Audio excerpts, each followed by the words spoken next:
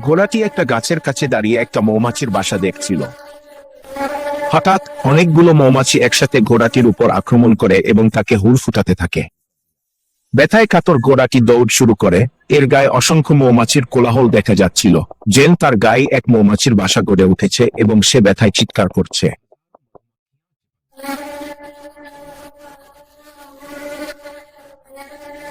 একজন লোক এই দৃশ্য দেখে দ্রুত উদ্ধার দলকে যোগাযোগ করলেন।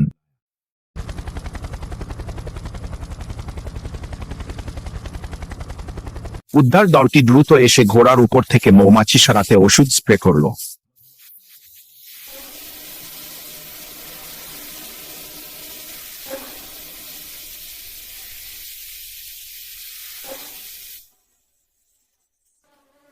শেষ পর্যন্ত মৌমাছিরা চলে গেল এবং ঘোড়াটি রক্ষা পেল।